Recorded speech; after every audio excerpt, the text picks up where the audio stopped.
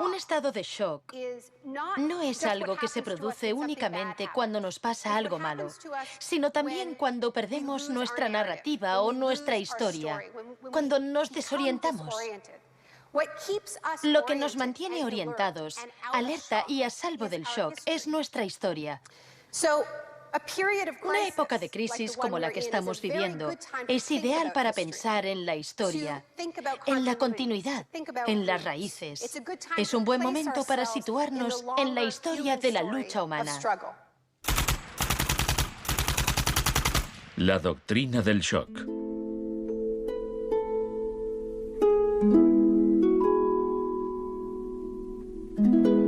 Todo empezó el 1 de junio de 1951, cuando representantes de agencias de inteligencia occidentales se reunieron en secreto con profesores universitarios en el Hotel Ritz-Carlton de Montreal. Como resultado de esta reunión, el ejército financió una investigación sobre el aislamiento sensorial en la Universidad de McGill. El aislamiento sensorial es una forma de producir una monotonía extrema. Provoca una reducción de la capacidad crítica, nubla la mente y el sujeto se queja de que ni siquiera puede fantasear. Y cuando un estudiante universitario no es capaz de fantasear, mal asunto. Mientras experimentábamos, empecé a creer que quizá algo que causara incomodidad o incluso dolor sería más tolerable que las condiciones de aislamiento que estudiábamos. Hebb decidió dejar de trabajar en la investigación. No tenía idea, cuando lo propuse, del arma tan terrible, tan potencialmente terrible que podía llegar a ser. Este es nuestro momento, nuestra oportunidad. Pero los experimentos continuaron bajo las órdenes del ambicioso jefe de psiquiatría, el Dr. Ewen Cameron. Su trabajo iba mucho más allá que el nuestro. Nosotros dejábamos muy claro que el sujeto podía marcharse en el momento en que quisiera, y algunos se iban. Los pacientes de Cameron no tuvieron tanta suerte. El Allen Memorial Institute, donde trabajaba, empezó a parecer una macabra cárcel donde Cameron llevaba a cabo experimentos extraños con sus pacientes de psiquiatría. Quería borrarles la mente, dejársela en blanco para reprogramarlos desde cero.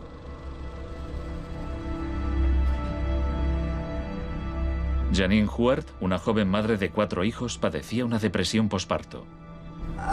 Me entraban escalofríos cuando me decían: mañana te toca tratamiento de electrochoque. Me estremecía, me daba mucho miedo.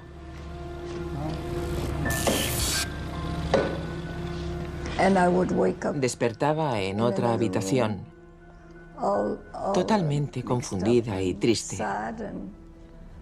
Y me quedaba muy afligida después. Iba por ahí caminando como una zombie. Cameron combinaba los electrochoques con las curas de sueño y la repetición de mensajes grabados. Decía: Janine, Janine, estás rehuyendo tus responsabilidades. No quieres cuidar de tu marido ni de tus hijos. Lo repetía una y otra vez. Suena como si la interrogaran. Sí, como si me interrogaran, pero ¿con qué objeto? La CIA no tardó en poner en práctica los hallazgos de Cameron. Muchas de sus técnicas figuran en el manual Kubark de interrogatorios para el contraespionaje. He aquí unos fragmentos. Es una tesis central del manual que estas técnicas son, en esencia, métodos para provocar la desviación de la personalidad. Hay un intervalo, que puede ser muy breve, de animación suspendida, una especie de shock psicológico o parálisis. Los interrogadores expertos reconocen este efecto cuando se da y saben que desde ese momento el sujeto está mucho más abierto a la sugestión, mucho más dispuesto a obedecer que justo antes de sufrir el shock.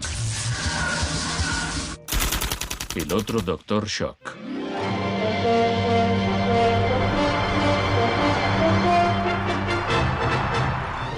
En la misma época en que Ewen Cameron realizaba sus experimentos en Montreal, un partidario de otro tipo de shock trabajaba no muy lejos de allí. Milton Friedman era profesor de economía en la Universidad de Chicago. Creía que la terapia de shock económico impulsaría a las sociedades a aceptar un capitalismo más puro y desregulado. En octubre de 2008, durante la mayor crisis financiera desde 1929, Naomi Klein acudió a la Universidad de Chicago para hablar de Milton Friedman. Cuando Milton Friedman cumplió 90 años, la Casa Blanca de Bush organizó una celebración en su honor y todos pronunciaron discursos, incluido George Bush, pero el mejor fue el de Donald Rumsfeld. Mi cita favorita de ese discurso de Rumsfeld dice así: Milton es la encarnación de una realidad, la de que las ideas tienen consecuencias. La tesis que sostengo es que el caos económico que ahora mismo impera en Wall Street, en la América Media y en Washington, deriva de muchos factores, por supuesto, pero que entre ellos están las ideas de Milton Friedman. El crack de 1929 en Wall Street desencadenó la Gran Depresión de los años 30. En la base de las tesis de Friedman estaba su oposición a la política del New Deal anunciada por el presidente Franklin Roosevelt en su discurso de investidura. Nuestra prioridad es conseguir que la gente tenga trabajo. No es un problema insoluble si lo abordamos de forma inteligente y con valentía. Quiero expresar mi firme creencia de que no debemos temer a nada, excepto al miedo en sí. Influido por el economista John Maynard Keynes, Roosevelt puso en marcha un programa de empleo público para que la gente volviera a trabajar. Hoy la depresión no es más que un vago recuerdo. Millones de hombres y mujeres han encontrado trabajo y por consiguiente seguridad y esperanza. No fue tan sencillo.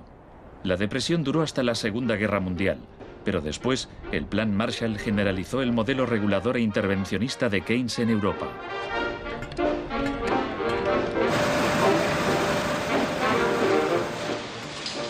Sus principios gozaron de gran aceptación, aunque no por parte del Departamento de Economía de la Universidad de Chicago.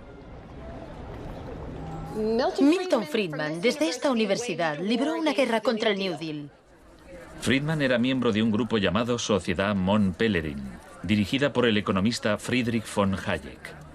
Creían que si el gobierno dejaba de prestar servicios y de regular los mercados, los problemas de la economía se resolverían solos. En los 50 los consideraban bichos raros, pero en los últimos 30 años sus ideas se han convertido en la doctrina económica dominante. La tesis de la doctrina del shock es que nos han contado un cuento sobre cómo estas medidas radicales han triunfado en el mundo, que no se han propagado de la mano de la libertad y la democracia, sino que han requerido shocks, crisis y estados de emergencia. Milton Friedman entendía la utilidad de las crisis. Solo una crisis, real o percibida, produce auténticos cambios. Cuando esa crisis sobreviene, las medidas que se toman dependen de las ideas que flotan en el ambiente. Primera puesta a prueba, Chile. Fue en Chile donde los seguidores de Friedman aprendieron a explotar un shock o crisis a gran escala. Por lo general, los voceros del neoliberalismo, los publicistas oficiales, ni siquiera mencionan a Chile. Empiezan a contar la historia a partir de Thatcher y Reagan, porque eso queda mucho mejor. En los años 50 y 60, las medidas progresistas de desarrollo en Chile eran un modelo para la zona. El gobierno invertía en salud, educación e industria. Las empresas estadounidenses temían por sus inversiones. Como respuesta, el Departamento de Estado comenzó a becar a estudiantes de Chile y el resto de Sudamérica para que estudiaran economía de libre mercado con Milton Friedman. La Universidad de Chicago tenía un convenio con la Universidad Católica de Chile que permitía a muchos chilenos venir a Chicago, donde les impartíamos formación y se doctoraban. Los estudiantes regresaban a Chile a dar clases. El Departamento de Economía de la Universidad Católica en Santiago se convirtió en una mini escuela de Chicago. Arnold Harberger, el economista que dirigía el programa, se describía como misionero totalmente entregado. En 1970, la Unidad Popular de Salvador Allende ganó las elecciones con un programa que proponía nacionalizar grandes sectores de la economía. La compañía de teléfonos pertenecía en su mayor parte a la empresa estadounidense ITT, que encabezó los intentos de evitar que Allende fuera presidente. Contaba con el apoyo de Richard Nixon en la Casa Blanca. Yo no estuve allí, pero puedo decirle lo que sabemos con certeza en la actualidad. Él encargó a la CIA que impidiera que Allende asumiese la presidencia e intentaron convencerme de que instigara al ejército chileno cuando Allende resultó elegido. A pesar de las maniobras de la CIA, Allende juró el cargo de presidente.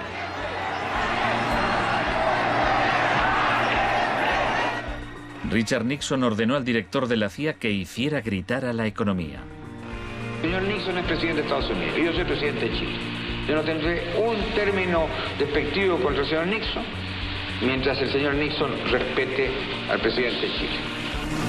Comenzó a fraguarse un golpe militar. Los Chicago Boys chilenos se pusieron a trabajar en un programa económico de 500 páginas llamado El Ladrillo. Con dinero de Estados Unidos se hizo todo lo posible por desestabilizar la economía. Se declaró una huelga de camioneros que paralizó fábricas y tiendas.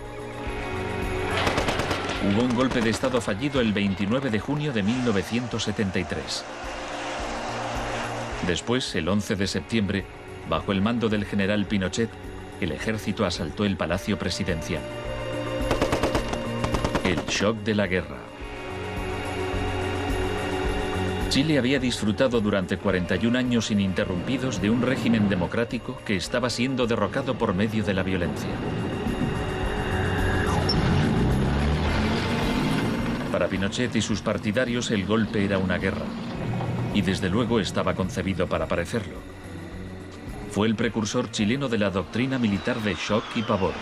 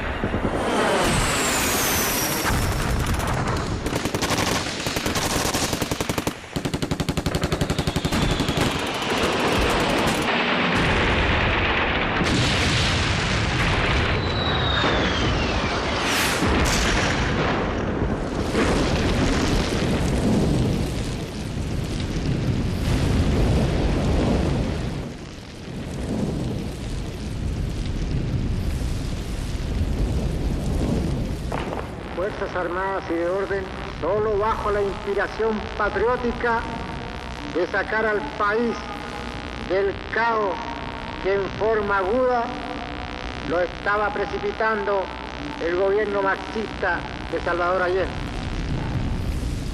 Los Chicago Boys entregaron a Pinochet el ladrillo, su plan económico.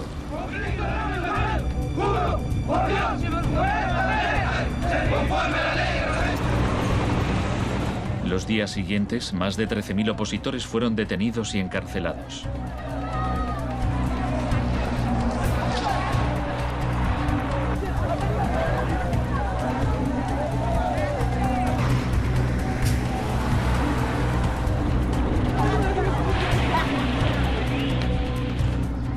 Recluyeron a miles de presos en el Estadio Nacional y a muchos los torturaron. El mundo fijó su mirada en Chile. ¿Cuántas personas? Más de 10.000 personas, como 10.000 hay.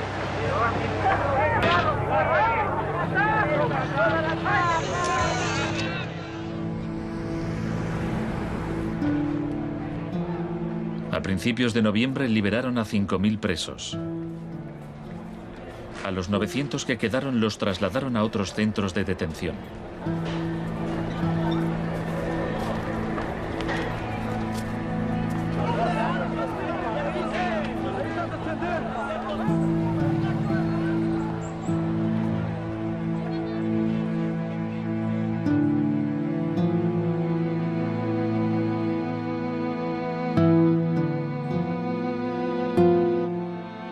Menos de un mes después, la FIFA dejó a Chile jugar una eliminatoria para el Mundial de Fútbol en ese mismo estadio. Su rival, la Unión Soviética, se negó a jugar allí, así que se permitió a Chile marcar en portería vacía y clasificarse para el Mundial de 1974. Lo hacía Chavaco al dedo, lo hacía Galo Reynoso. Porque fueron tocando sin adversario hasta el otro lado. El shock económico. Aprovechando el estado de shock de la población, Pinochet impuso las medidas recomendadas por los Chicago Boys, suprimió el control de precios, privatizó empresas estatales, eliminó aranceles de importación y redujo el gasto público.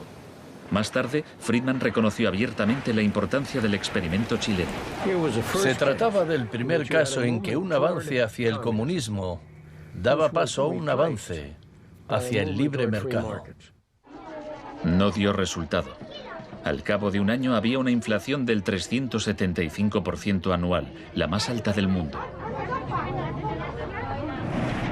Así que en marzo de 1975, Arnold Harberger y Milton Friedman volaron a Santiago. Empleó una expresión que nunca se había utilizado en el contexto de una crisis económica mundial. Exigió un tratamiento de shock. Dijo que él era como un médico que iba a ayudar a un país asolado por una epidemia y simplemente recetaba el remedio. Friedman escribió que el general Pinochet se mostraba receptivo a la idea de un tratamiento de shock, aunque era evidente que le preocupaba el paro temporal que podía causar.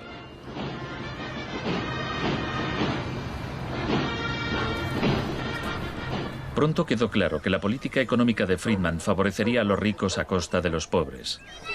Se calculaba que una familia que intentara subsistir con el salario mínimo tendría que gastar el 74% de sus ingresos en pan. Viajar en autobús o beber leche se había convertido en un lujo. Pinochet acabó con la distribución gratuita de leche en las escuelas, disposición similar a la polémica medida que había tomado la joven ministra de Educación británica que más tarde sería su amiga. ¿Me siento aquí? Gracias. Muchas gracias. Para poder imponer estas políticas económicas, había que sembrar el miedo hacia un enemigo. Tampoco creo yo que se haya triunfado totalmente sobre el marxismo. El marxismo es como un fantasma. Cuesta mucho tomarlo. Mejor dicho, no se puede tomar.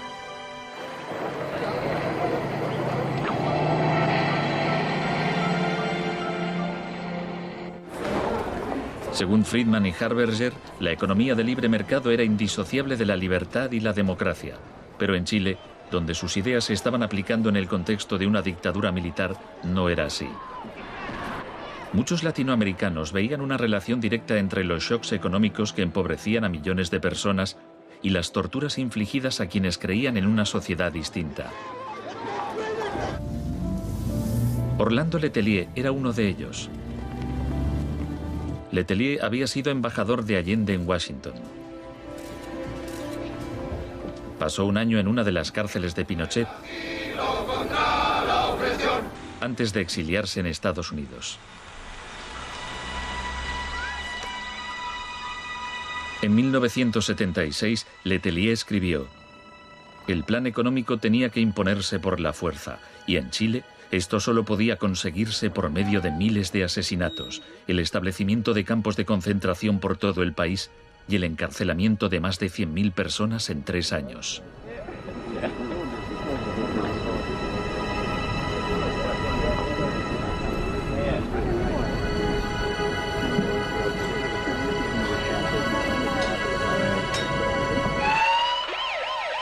Antes de que pasara un mes, Letelier murió en un atentado con coche bomba.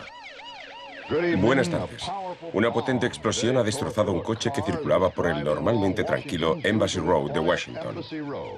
El chileno era Orlando Letelier, ministro de Exteriores durante los últimos meses del régimen marxista del difunto Salvador Allende. Damos paso a Richard Roth. Michael Townley, miembro de la policía política secreta de Pinochet, estaba detrás del atentado. Había entrado en Estados Unidos con pasaporte falso y la CIA estaba al corriente de ello. Michael, buenas noches. Buenas noches, Pablo. La opinión del Poder Judicial chileno, ¿hay confianza en él? Mire, yo confío plenamente en la justicia chilena como patriota y luchador antimarxista y juntista por sobre todas las cosas.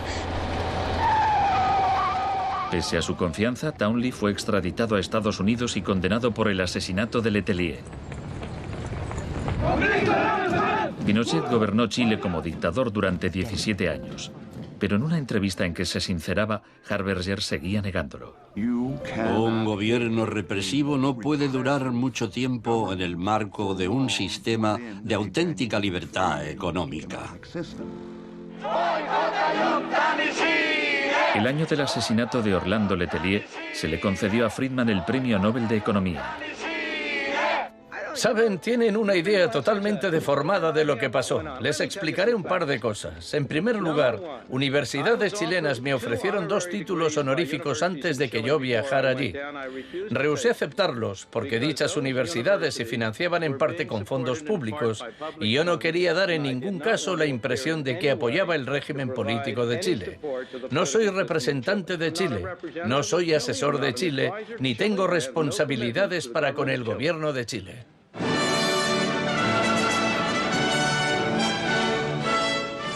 Y ahora le cedo la palabra al profesor Milton Friedman. Friedman, vete a casa. Friedman, vete a casa.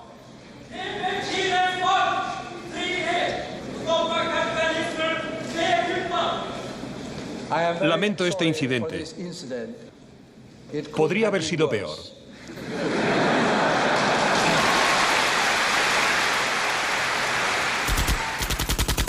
La revolución se propaga.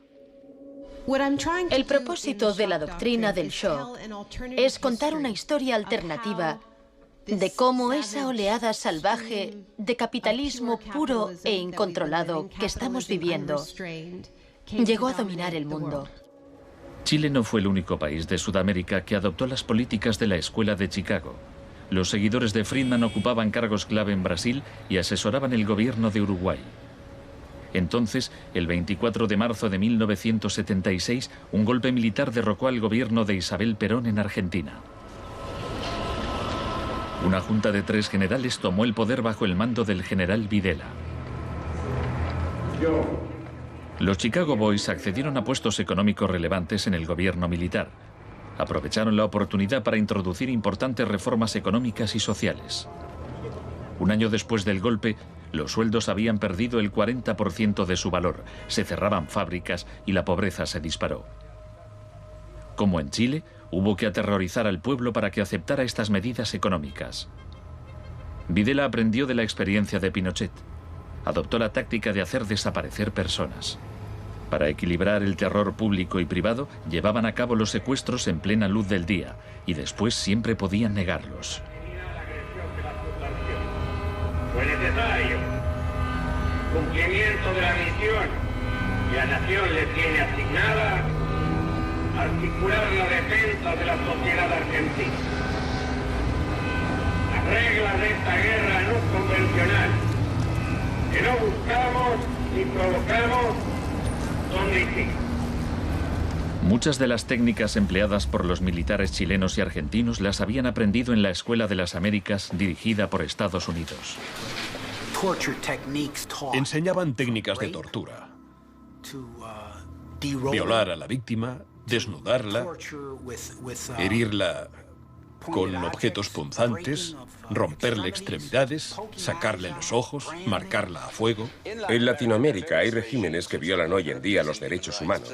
Practican asesinatos políticos, torturas, deportaciones, encarcelamientos sin juicio, que son técnicas aprendidas en este centro. Quizás sea así. Si me dice que lo que enseñamos aquí se ha llevado a la práctica, no se lo negaré. El uso de la tortura contra un soldado enemigo conocido para obtener algún tipo de ventaja militar me parece justificable y acertado.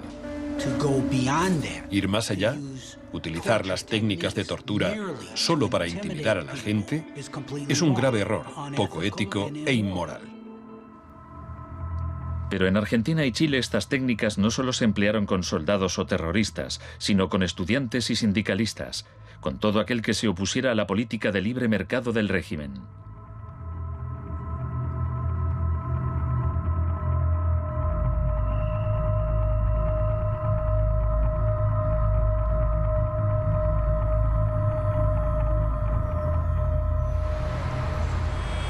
En 1978, la Junta de Argentina fue anfitriona del Mundial de Fútbol.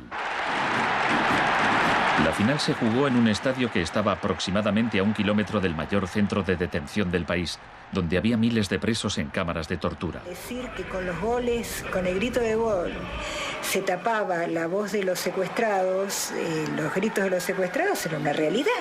Organización extraordinaria, miles y miles de banderas, miles y miles de gargantas enronquecidas, 25 millones de argentinos que tienen un solo color, el celeste y blanco. El fútbol ha hecho el milagro del país, de este maíz maravilloso que nos siguen atacando a aquellos que... Argentina llevó su régimen de terror un paso más lejos que Chile. Entre los desaparecidos había cientos de mujeres embarazadas a quienes les permitieron dar a luz antes de asesinarlas. De todas aquellas mujeres que estaban embarazadas, les permitieron tener a sus hijos para una vez que nacieran, sacárselos. Y eso sucedió con 500. Yo soy uno de esos 500.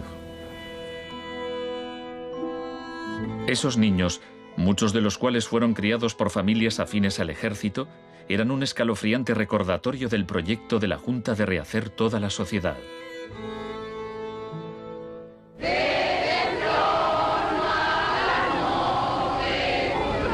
Cuando la Junta aún detentaba el poder, un grupo de madres y abuelas de desaparecidos empezaron a protestar en la Plaza de Mayo.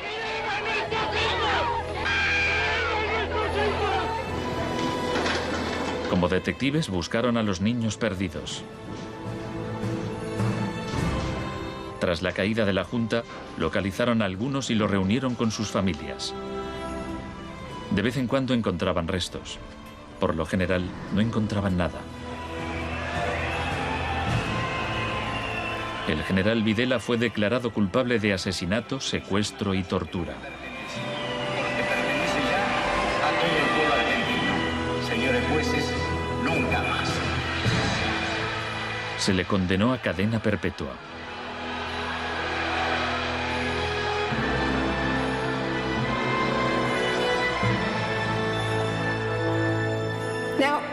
Estos primeros experimentos en Latinoamérica plantearon a Friedman y a sus acólitos un serio problema ideológico.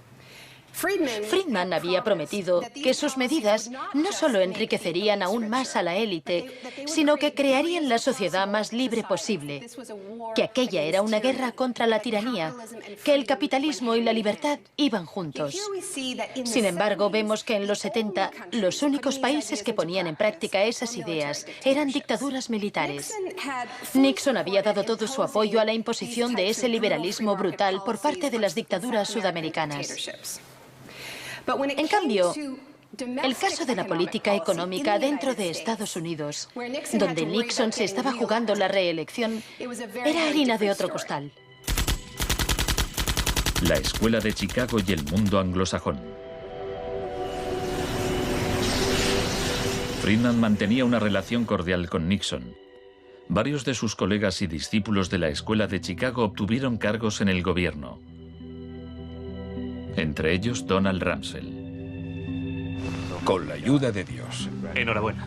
Gracias. En 1971, en plena depresión económica, Nixon dejó a un lado las ideas de Friedman e instauró una política de control de precios y salarios. Puso a Rumsfeld al cargo. Es en esencia una cuestión de oferta y demanda. Hace tiempo que me opongo al control de salarios y precios. Creo que implica la injerencia del gobierno en la libertad individual y me parece intolerable.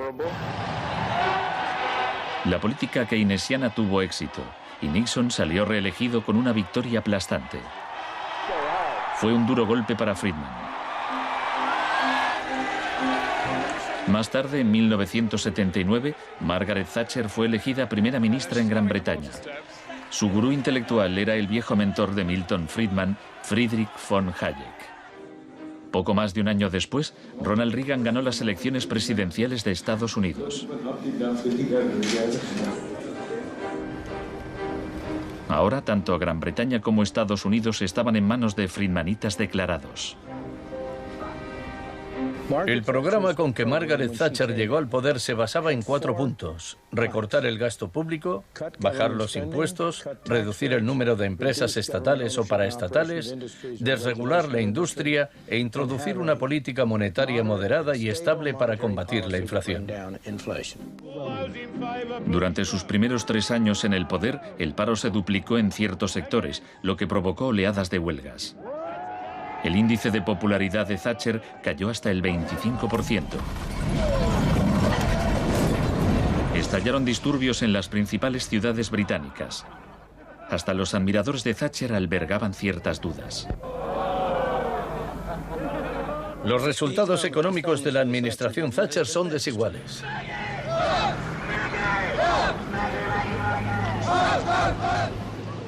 A quienes esperan ansiosos a que yo haga caso del eslogan favorito de los medios, dar vuelta atrás, solo puedo decirles una cosa: dad vuelta atrás vosotros si queréis.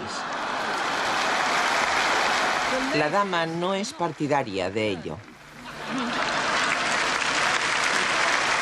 Friedrich von Hayek instó a Thatcher a adoptar las políticas de shock económico de Pinochet.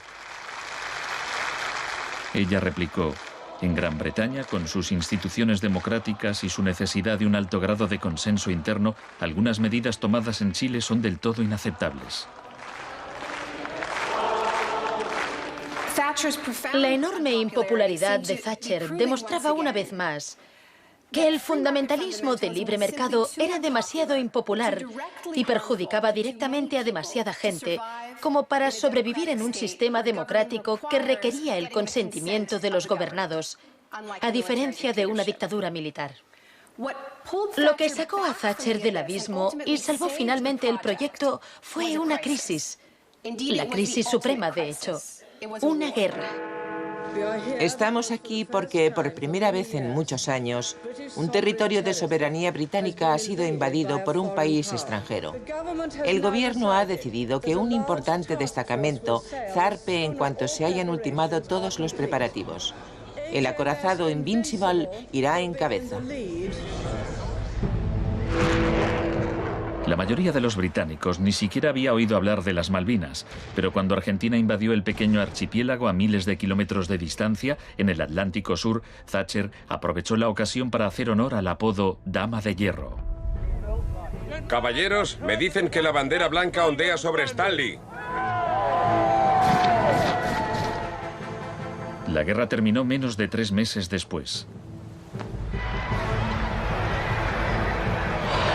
Cuando las tropas regresaron al Reino Unido, las celebraciones patrióticas inundaron el país. Thatcher ganó las elecciones de 1983 por amplia mayoría. Esto le permitiría aplicar una forma de terapia de shock económico como la impuesta en Chile.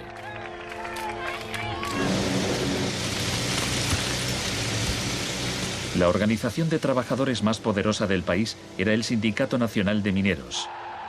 Cuando la Junta Nacional del Carbón anunció el cierre de minas, los mineros declararon la huelga. Zonas del centro de Londres están paralizadas por miles de mineros y simpatizantes que se manifiestan por la ciudad en favor de la huelga de mineros, la más larga y feroz jamás vivida en Inglaterra desde 1926, así como la más costosa. La huelga duró casi un año. Thatcher empleó todos los medios a su disposición para acabar con el sindicato.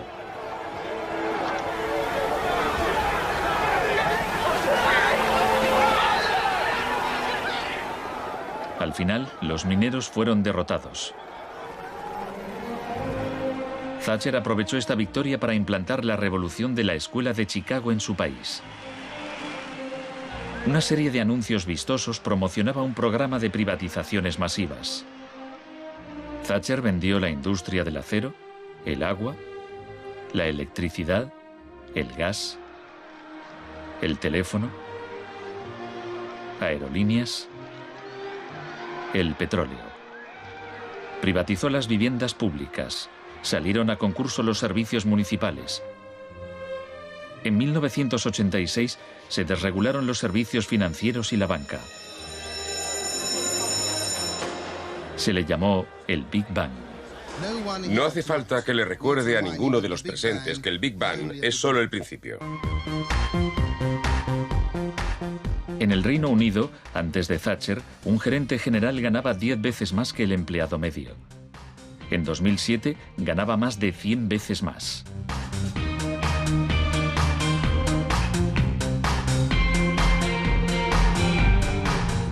En Estados Unidos, antes de Reagan, los gerentes generales ganaban 43 veces más que el empleado medio. En 2005 ganaban más de 400 veces más. Friedman reconocía abiertamente que Thatcher y Reagan estaban haciendo mucho por difundir la doctrina de la Escuela de Chicago en el mundo. Por aquí, señor Reagan. He pensado que debía colocarse aquí. La coincidencia en el tiempo de los mandatos de Thatcher y Reagan fue sumamente importante para la aceptación pública en todo el mundo de un enfoque distinto de la política económica y monetaria.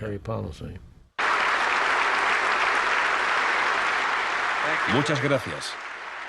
Voy a describirles un plan y una esperanza a largo plazo.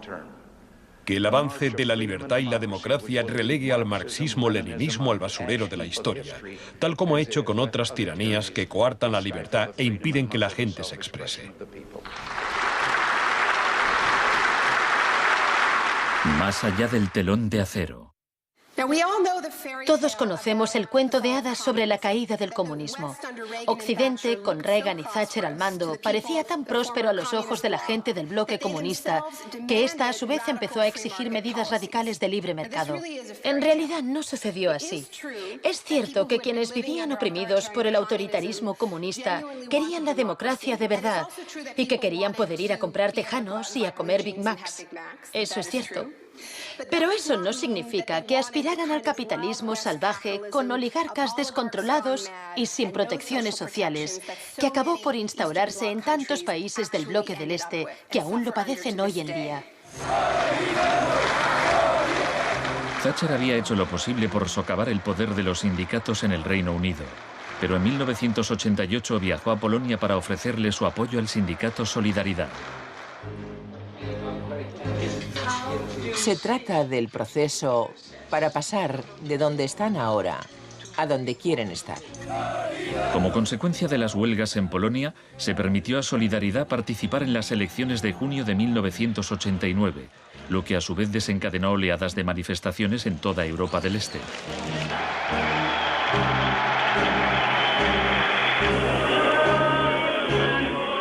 En épocas anteriores, la Unión Soviética había utilizado la fuerza para aplastar los movimientos democráticos.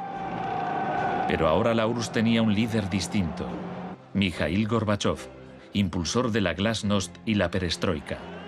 Hablaba de una tercera vía, de una transición gradual hacia una socialdemocracia a la escandinava, algo a medio camino entre el capitalismo de libre mercado y el comunismo. Gorbachov cautivó al público y los políticos de Occidente. Es un líder audaz, decidido y valiente.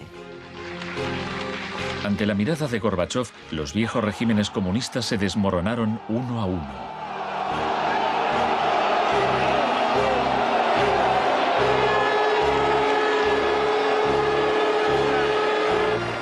A finales de año, el símbolo más famoso de la división de Europa fue derribado.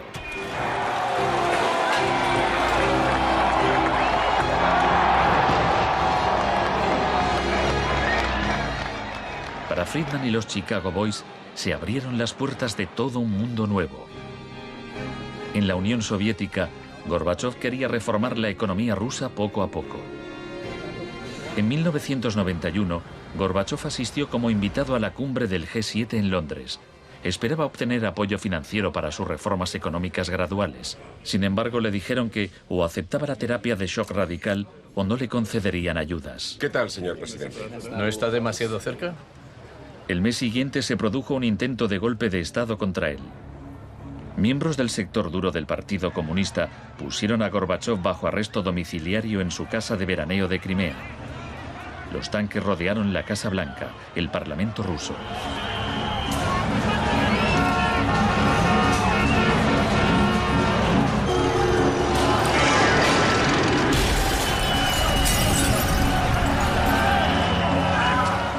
En En el caos de los enfrentamientos callejeros, era evidente que, para reforzar su posición, el sector duro debía recurrir a la violencia. Estos choques entre el pueblo y las fuerzas del orden son algo nunca visto desde los tiempos lejanos de la Revolución Rusa. Hoy, cuando amanecía sobre un mar de escombros, empezaba a quedar claro que el golpe se estaba desmoronando. El edificio del Parlamento ruso estaba a salvo. El ejército no había intervenido. Y en el interior, Yeltsin tenía más poder que nunca.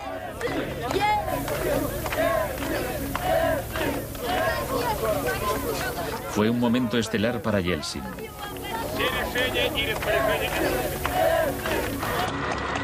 Gorbachov fue puesto en libertad y regresó a Moscú, pero había perdido buena parte del poder. Aplaudo los elevados principios del pueblo ruso y también los del presidente Boris Yeltsin. En diciembre de 1991 se disolvió la Unión Soviética, un shock profundo para el pueblo ruso. Yeltsin se hizo cargo entonces de la política económica de la Federación Rusa. El libre mercado llegó a Rusia y con él el caos. La adopción de las doctrinas de la Escuela de Chicago por parte de Rusia marcó el principio de un nuevo capítulo en la cruzada por el libre mercado. Fue shock en estado puro, sin nada de terapia. Pese a los intentos oficiales por promover el capitalismo popular, lo cierto es que un puñado de empresarios amasó grandes fortunas. Se vendieron empresas estatales a precio de saldo. La prensa rusa apodó a los asesores de Yeltsin los Chicago Boys.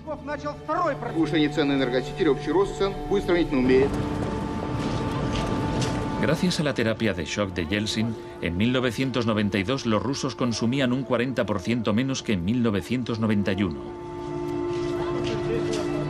Un tercio de la población había caído en la pobreza y la gente tardaba meses en cobrar su sueldo. Según las predicciones de un experto, 140 millones de rusos pronto vivirán bajo el umbral de la pobreza.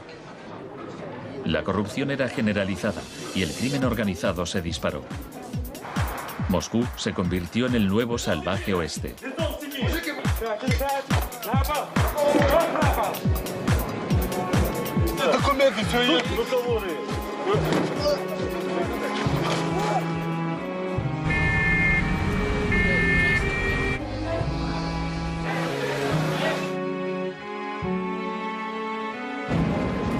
La mayoría de los rusos se oponía a que el radicalismo de los Chicago Boys se implantase en su país. En marzo de 1993, el Parlamento tomó una decisión crucial. Votó a favor de retirarle a Yeltsin los poderes especiales que le había otorgado. Yeltsin instauró un régimen especial. El Tribunal Constitucional lo declaró ilegal.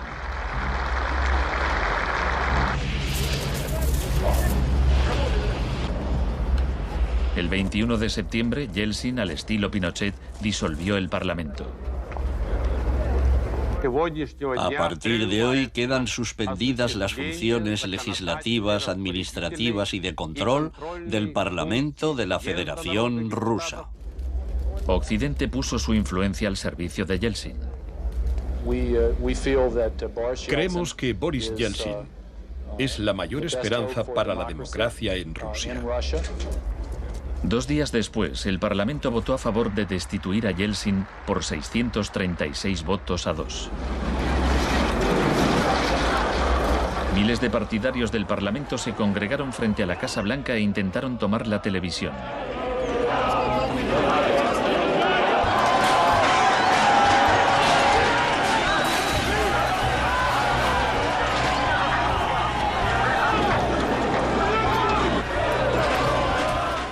Parecía que los defensores del Parlamento iban ganando. Yeltsin voló de regreso a Moscú de su casa vacacional. Esa noche, 100 manifestantes murieron en los enfrentamientos con las fuerzas de Yeltsin.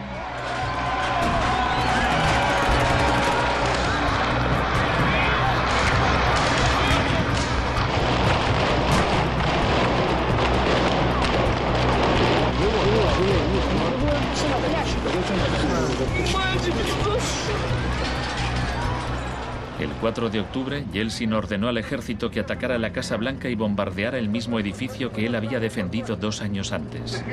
¿No lo entendéis? ¡Son asesinos!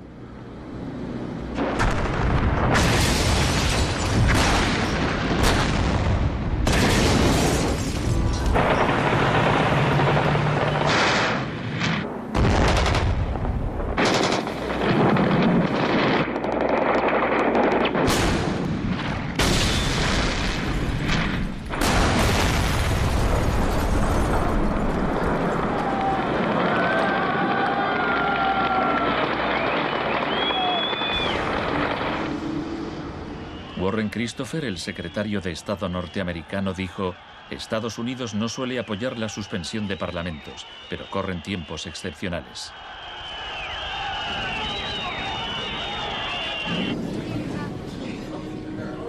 Yeltsin había conseguido el poder absoluto. Asesorado por sus Chicago Boys, practicó un capitalismo de amigotes. Se pusieron a la venta más industrias estatales, y así nació una nueva clase de empresarios multimillonarios con influencia política, los oligarcas. En 1998, el 80% de las granjas rusas estaba en quiebra y 70.000 fábricas estatales habían cerrado. En 8 años, el número de pobres había aumentado en 72 millones, mientras Moscú pasaba a ser la ciudad del mundo con más multimillonarios.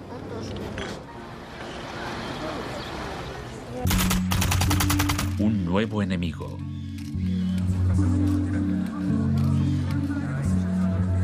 Buenas tardes, gracias por venir. Es un honor para mí anunciarles que voy a proponer a Donald Rumsfeld como secretario de Defensa. Estoy deseando servir de nuevo a mi país. Rumsfeld ya había sido secretario de Defensa en el gobierno de Gerald Ford. En ese entonces, el enemigo a temer era la Unión Soviética. No afirmo que nos estén invadiendo los rusos, sino sus tendencias. No digo que midan 3 metros, sino que medían 1,60 m, ahora 1,80 m y siguen creciendo. Ahora había un nuevo enemigo más cerca de casa. El 10 de septiembre de 2001, Rumsfeld expuso en un discurso sus planes para privatizar parte del ejército de Estados Unidos. Milton Friedman se habría sentido orgulloso. Decía: hoy hablaré de un adversario que representa una amenaza, una grave amenaza para la seguridad de Estados Unidos. Dicho adversario es uno de los últimos bastiones de la planificación central. Gobierna a golpe de planes quinquenales. Podría parecer que este adversario es la antigua Unión Soviética, pero ese enemigo ya no existe. Tenemos a este adversario mucho más cerca. Es la burocracia del Pentágono. Hoy le declaramos la guerra a la burocracia. Al día siguiente, el vuelo 77 de American Airlines se estrelló en el Pentágono y mató a 184 personas.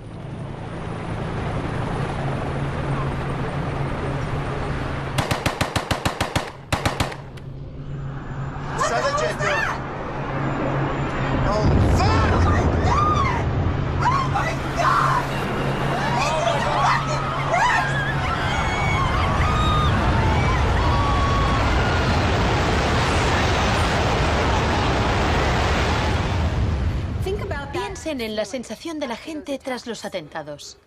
¿Quién es esa gente? ¿De dónde son? ¿Por qué nos odian? Se produjo una rotura de esquemas colectiva. No vivíamos en el mundo en que creíamos vivir. Y nuestros líderes no dejaban de repetir que todo aquello que creíamos entender antes del atentado ya no era vigente. Se acuñó una nueva frase, mentalidad pre-11S. Lo que ocurrió en ese momento fue que surgieron teorías nuevas por arte de magia sobre un choque de civilizaciones. De pronto, ese era el mundo en que vivíamos. Resultó que había un eje del mal y que estábamos librando una guerra contra el terrorismo. Esta guerra abstracta e imposible de ganar ha tenido enormes consecuencias económicas. Antes de 2001, la seguridad nacional apenas podía considerarse una industria. Hoy en día es más importante que las industrias del cine y la música juntas. Entre el 11 de septiembre de 2001 y el año 2006, el Departamento de Seguridad Nacional pagó $130.000 millones a contratistas privados. Este es el complejo del capitalismo del desastre, una nueva economía basada en el miedo. Será una batalla monumental entre el bien y el mal. La guerra contra el terrorismo, primera parte. La mejor defensa contra el terror es una ofensiva global contra él, allí donde esté. La primera fase de esta guerra fue el bombardeo de Afganistán.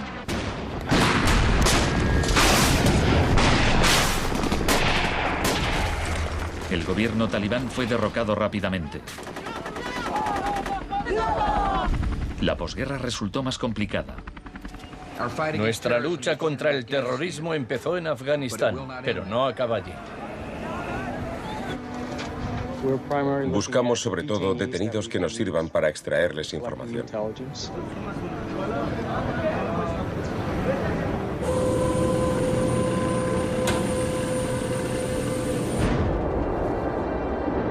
En Guantánamo, las fuerzas estadounidenses pusieron en práctica por primera vez las técnicas del manual Kubark de forma explícita y pública. Oficialmente aprobadas por la Casa Blanca, fueron mostradas abiertamente por televisión en todo el mundo. El aislamiento, tanto físico como psicológico, debe mantenerse desde el instante de la captura. La capacidad de resistir se ve reducida por la desorientación. Los presos deben guardar silencio en todo momento y jamás se les debe permitir hablar entre sí. 3 de los presos, Asif Iqbal, Rual Ahmed y Shafiq Rasul, eran de Tipton, Inglaterra. Pasaron más de 2 años en Guantánamo antes de que los liberasen sin cargos. No te dejaban hablar con nadie, ni hacer nada, ni estar de pie. Te obligaban a pasarte todo el rato ahí sentado. Yo pensaba, ¿qué demonios está pasando? ¿Dónde estoy? ¿Pasaremos aquí el resto de nuestra vida? ¿Podremos regresar a casa, volver a ver a nuestra familia? De los 779 presos retenidos en la bahía de Guantánamo, solo 3 han sido condenados por algún delito.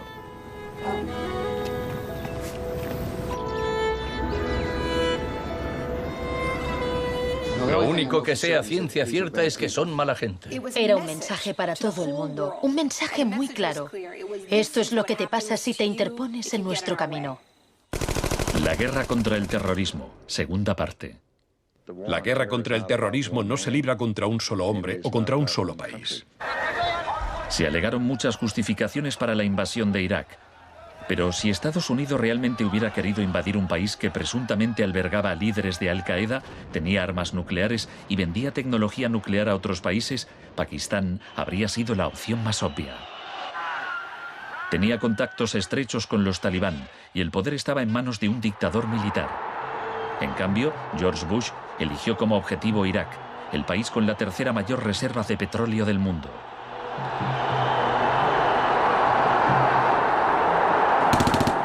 La guerra como tortura de masas. Los planes de guerra del Departamento de Defensa no son como los de la Guerra del Golfo. Están más en la línea de la invasión de Panamá de 1989. Según ha podido saber la CBS, se iniciará en el llamado Día con A de ataques aéreos, ataques tan devastadores que hará que los soldados de Saddam no puedan ni quieran oponer resistencia. La idea es que el bombardeo sea tan intenso que produzca, en palabras textuales, shock y pavor. Si el Pentágono se ciña a su plan de guerra actual, en un día de marzo, la aviación y la armada lanzarán entre 300 y 400 misiles de crucero contra objetivos en Irak, más que en los 40 días que duró la primera guerra del Golfo. Será un ataque de una magnitud nunca antes vista, nunca antes prevista. Harlan Ullman es uno de los artífices del concepto shock y pavor, que consiste en lanzar un gran número de bombas guiadas de precisión. Esto produce un efecto inmediato, como el de las bombas nucleares de Hiroshima. No es cuestión de días o de semanas, sino de minutos.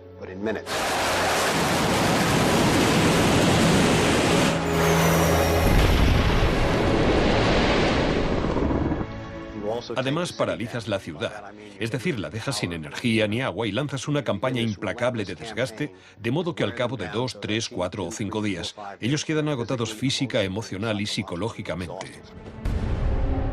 Anoche una zona de 1 milla cuadrada del centro de Bagdad parecía el infierno en la tierra. Durante la primera oleada de bombardeos, los ciudadanos de Bagdad sufrieron una versión del aislamiento sensorial descrito en el manual Kubark.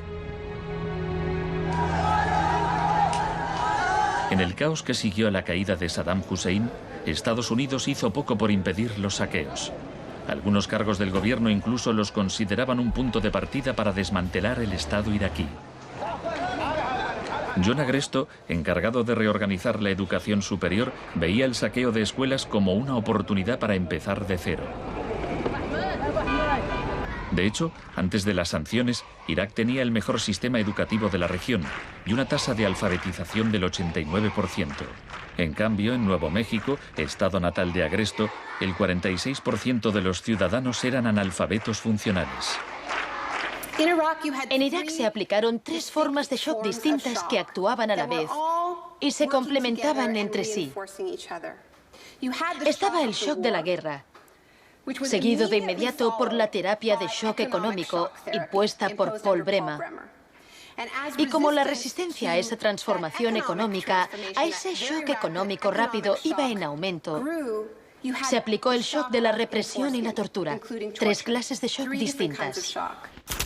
El shock económico.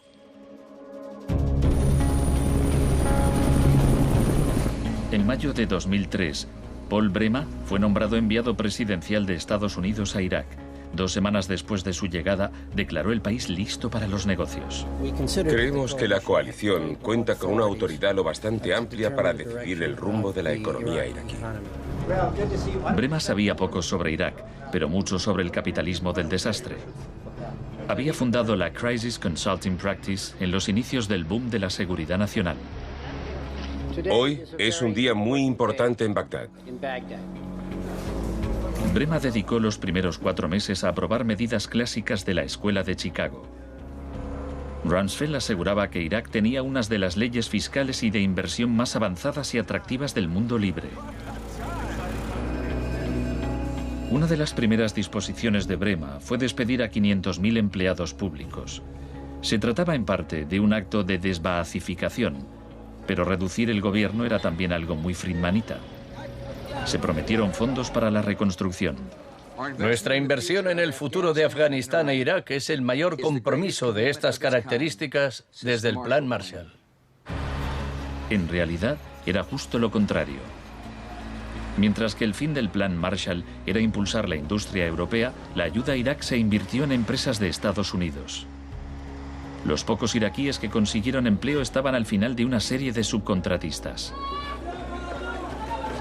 Creative Associates se hizo con contratos por valor de $100 millones para esbozar el programa de estudios e imprimir libros de texto para el sistema educativo.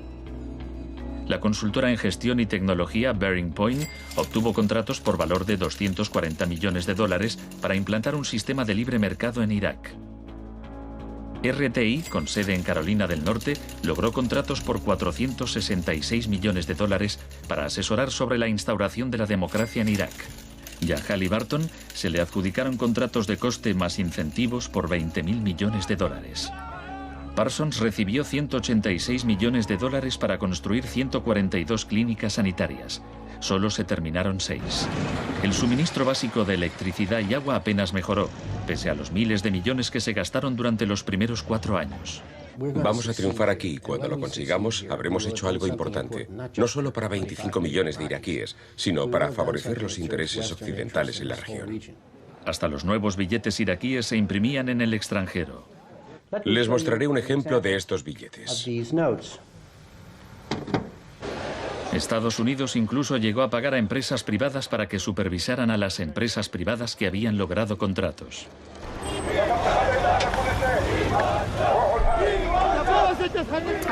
Estuve en Bagdad en 2004, cuando empezaban a cometerse atentados con frecuencia. De hecho, la noche en que llegué, una bomba estalló muy cerca del hotel. Pero lo que más me impactó entonces fue que, a pesar de la violencia y del caos, los iraquíes salieron a la calle a protestar al día siguiente. 19 muertos y 100 heridos en Nayaf. Lo que pedían en esa época era elecciones, tener voz y voto en el desarrollo de la era post-Saddam. En los primeros días de la ocupación, las protestas eran pacíficas, pero a medida que pasaba el tiempo, como las protestas no daban resultado, cada vez más iraquíes se unían a la resistencia armada.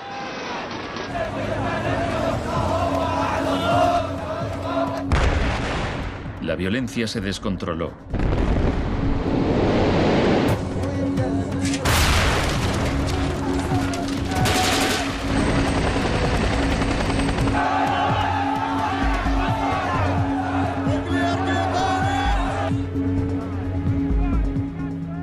Como había ocurrido en Sudamérica 3 décadas antes, se dejaban cuerpos en la cuneta a modo de advertencia.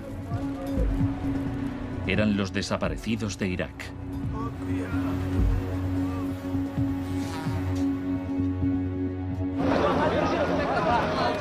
Se tomaron medidas extremadamente agresivas para aplastar a la oposición. El shock de la represión.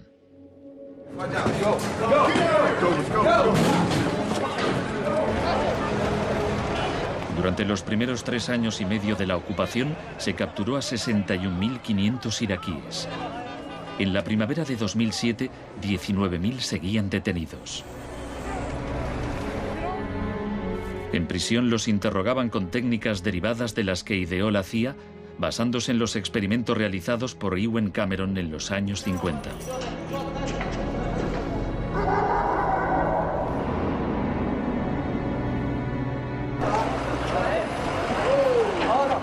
Según la Cruz Roja, altos cargos del ejército estadounidense admitieron que entre el 70 y el 90% de las detenciones en Irak fueron errores.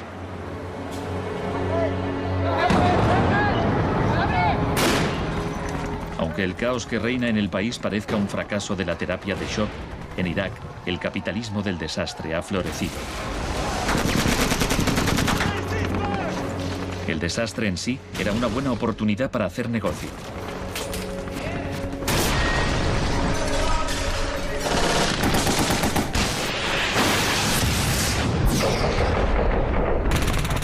El negocio de la guerra. El gasto militar de Estados Unidos prácticamente se ha duplicado desde 2001. Se acerca a los 700.000 millones de dólares al año.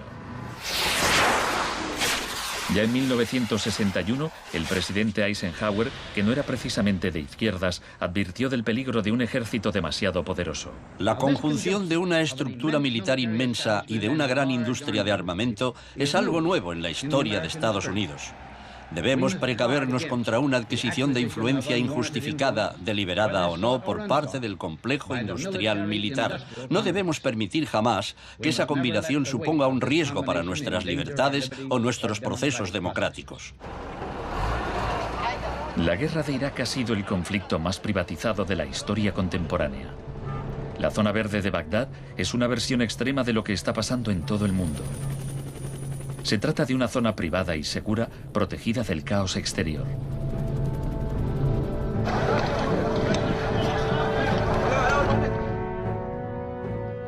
En 1991, durante la Primera Guerra del Golfo, por cada 100 soldados había un contratista militar. En 2003, cuando empezó la guerra de Irak, por cada 100 soldados había 10 contratistas. En 2006, por cada 100 soldados había 33 contratistas. Un año después, por cada 100 soldados había 70 contratistas. En julio de 2007 había más contratistas que soldados en Irak.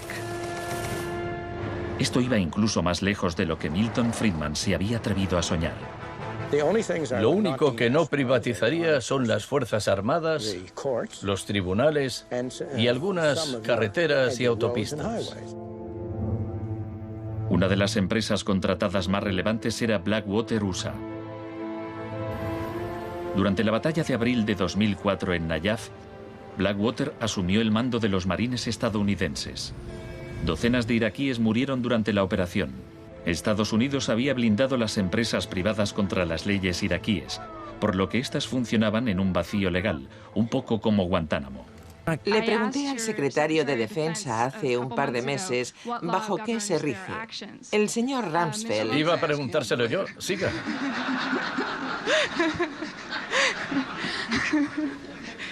¡Socorro! Iba... Del mismo modo que la terapia de shock de Cameron dejaba a los pacientes confundidos y deshechos, los múltiples shocks infligidos a Irak redujeron al país a un estado de anarquía y violencia sectaria. En la época en que ejecutaron a Saddam, en 2006, morían 1000 iraquíes por semana.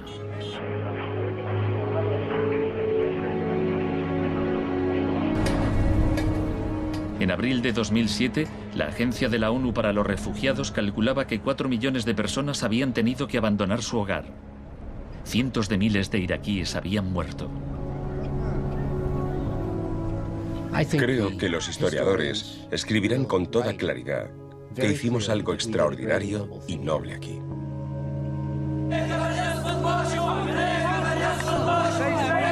Esta es una manifestación contra el terrorismo americano.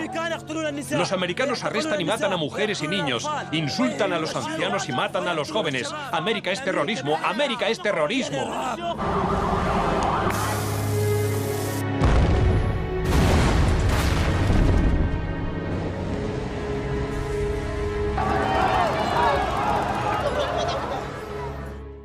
Un mundo de zonas verdes y rojas.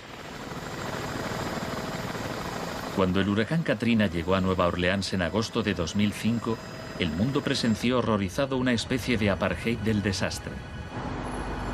Quienes tenían recursos se marcharon de la ciudad, mientras decenas de miles de desfavorecidos tuvieron que quedarse prácticamente sin ayuda del Estado. Fui a Nueva Orleans cuando la ciudad todavía estaba inundada y descubrí que lo que había visto en Irak se repetía, no en un período de posguerra, sino después de un terrible desastre natural. Milton Friedman murió en 2006. La última recomendación que hizo sobre política oficial aparece en un artículo que publicó en el Wall Street Journal 3 meses después del Katrina. Dice, la mayor parte de las escuelas de Nueva Orleans están en ruinas y también las casas de los alumnos. Los niños se han dispersado por todo el país. Es una tragedia y también una oportunidad para introducir reformas radicales en el sistema educativo. Proponía privatizar completamente los colegios de la ciudad. Era su canto del cisne.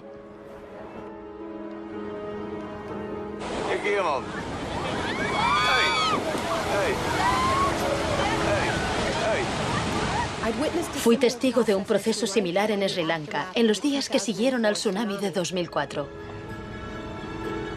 A gente que había vivido en la costa desde hacía generaciones se le impidió volver a fin de poder privatizar los terrenos y venderlos a hoteles de lujo.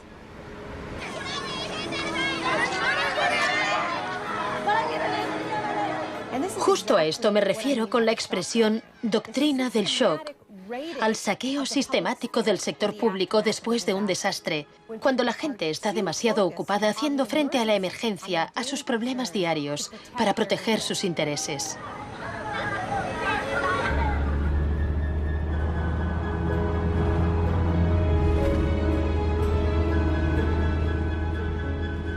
Tal vez el primer acto de resistencia sea negarnos a impedir que borren la memoria colectiva.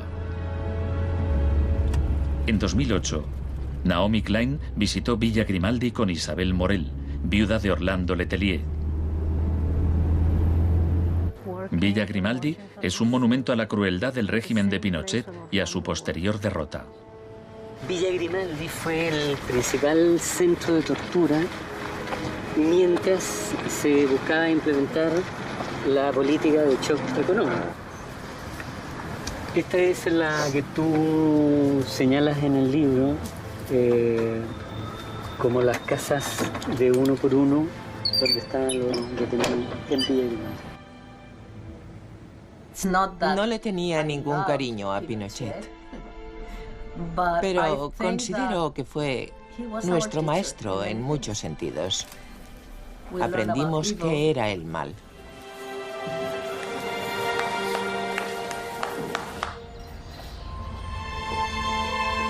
En 1988, Pinochet fue detenido cuando se encontraba en Londres. Su vieja aliada, Margaret Thatcher, permaneció a su lado. Sé lo mucho que le debemos.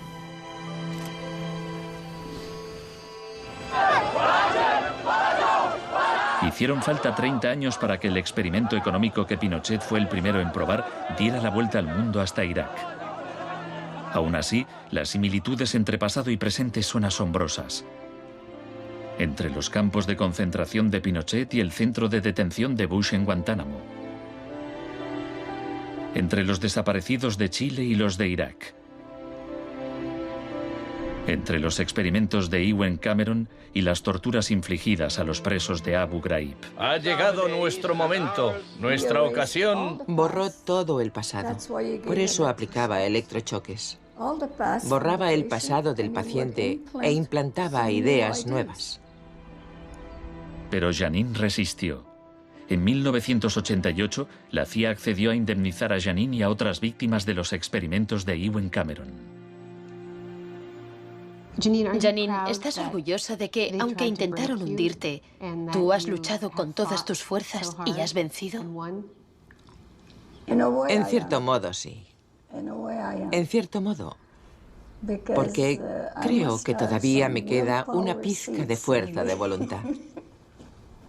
Es muy difícil luchar contra un gobierno. La gente me decía: Janine, no puedes luchar contra el gobierno, no te das cuenta, son muy poderosos. Pero yo tenía fe en que ganaría. El fin de una era.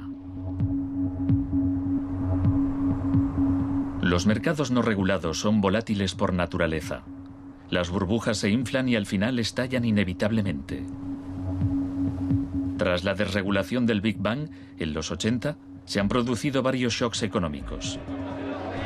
En 1987 hubo un lunes negro. Los mercados se desplomaron de forma espectacular. Fue el mayor derrumbe porcentual ocurrido en un mismo día en la historia de la bolsa. En 1992 hubo un miércoles negro cuando los especuladores de divisas hicieron fortunas apostando contra la libra. En 1997 estalló la crisis asiática. En un año, 600.000 millones de dólares se perdieron en las bolsas de Asia.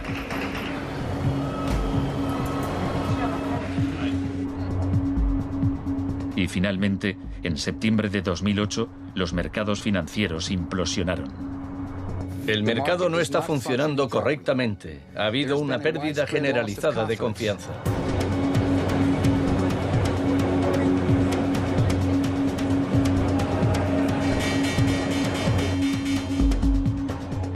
El 15 de septiembre, Lehman Brothers se acogió al capítulo 11 de la Ley de Quiebras. Solo una semana después, se anunció que los empleados de sus oficinas en Nueva York cobrarían 2.500 millones de dólares en primas. Se calcula que empresas de Wall Street pagaron 18.400 millones en primas el año del crack. Pese al torrente de retórica populista de quienes dicen plantar cara a los peces gordos y defender a los ciudadanos sencillos y no a Wall Street, nos encontramos ante una transferencia de riqueza de proporciones incalculables. Se está transfiriendo riqueza del sector público, de las manos del gobierno, que la ha recaudado de la gente de a pie en forma de impuestos, a manos de las empresas y los individuos más ricos del mundo. Huelga decir que son los mismos individuos y empresas responsables de la crisis.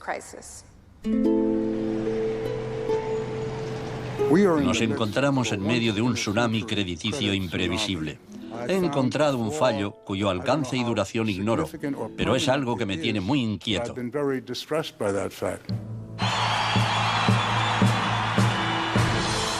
Estados Unidos, la crisis financiera propició la victoria de Obama. El país quería cambiar de rumbo. ¡Hola, Chicago!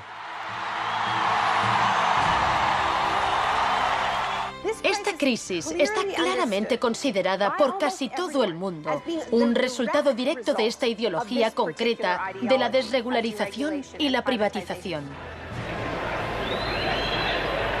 La magnitud de la crisis abre una puerta a la esperanza. La doctrina del shock, como estrategia, solo funciona si no sabemos que existe. Lo que me parece más esperanzador de la crisis económica actual es que esta táctica se está desgastando, pues el factor sorpresa ha desaparecido. Los tenemos calados y ya no nos engañan. Nos estamos volviendo a prueba de shocks. La última vez que el mundo sufrió una crisis financiera tan grave como esta, la gente abrazó las medidas keynesianas del New Deal. Quiero expresar mi firme creencia de que no debemos temer a nada, excepto el miedo mismo. Más de 1 millón de personas se desplazó a Washington para asistir al discurso de investidura de Obama. Muchos periodistas lo compararon con Franklin Roosevelt. Últimamente se han trazado muchos paralelismos entre Obama y Franklin Delano Roosevelt. Así que hablaré un poco de este último. Les contaré una anécdota estupenda que podría ser inventada sobre cuando lo visitaban representantes de sindicatos u organizaciones progresistas y le proponían medidas nuevas y avanzadas para que las incluyese en el New Deal. Él los escuchaba con atención y al final decía: ahora salid ahí fuera y obligadme a hacerlo. Y ellos así lo hacían. En 1937, año clave para el New Deal, ¿saben cuántas huelgas se declararon en Estados Unidos? 4.740 huelgas que duraban un promedio de 20 días. ¿Saben cuántas huelgas hubo en 2007? 2. 21. En fin, la otra razón para recordar esta historia de la lucha social es que nos dice algo muy importante, algo que debemos recordar en estos momentos en que nos jugamos tanto.